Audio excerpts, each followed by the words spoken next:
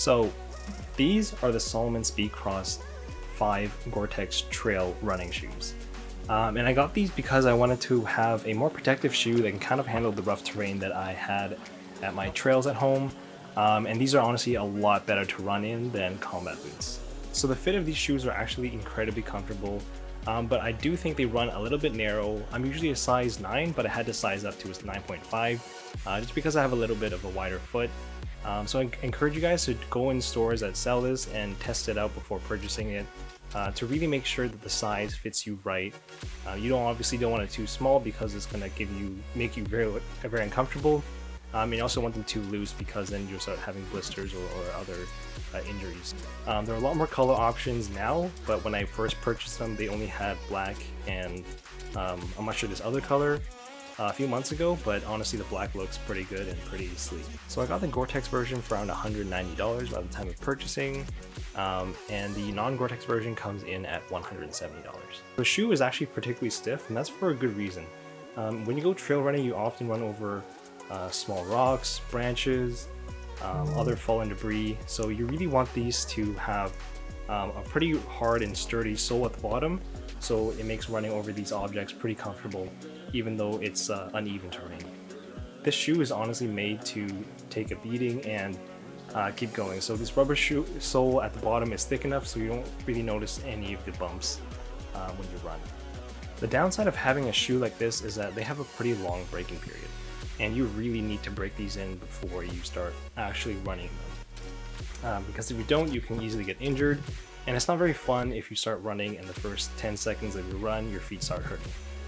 So I would suggest you to break them in by kind of wearing them at home for maybe 15 minutes every day, and then slowly increasing that time, and then also slowly do some light work, like maybe do some gardening, mowing the lawn, stuff like that.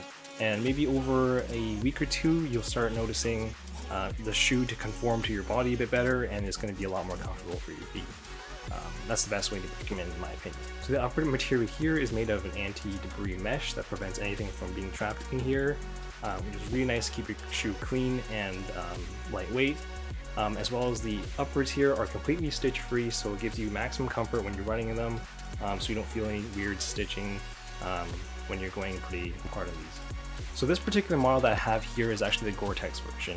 The shoe comes in Gore Tex or non-Gore Tex. Both materials are very durable and very lightweight, but also very breathable as well. The price difference between the two is only $20 more for the Gore Tex. So I opted for the Gore Tex because why not? It's better waterproofing and it's only $20 more, so it just seemed like the better option. And for those of you who don't know what Gore Tex is basically a thin membrane that is inside the fabric that is pretty much waterproof. But it still maintains its breathability, so that's the main difference between Gore Tex and non-Gore Tex materials, is that you have a high level of breathability but still have a really good waterproofing. This isn't a general purpose shoe.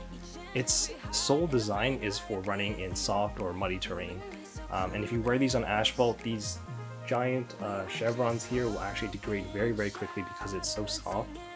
So I would really highly suggest you wear these only in muddy, dirt, forested areas, and you'll be okay. If you live in a more rockier environment or are running in the rockier environment, I really wouldn't suggest these shoes because of the small surface area that they have. And when you're running on something that's smooth like rock or even branches that are wet, you'll actually slip a lot. And in my experience, I had slipped a few times with these running over some wet branches. So when you're running, you really got to be careful where you're stepping.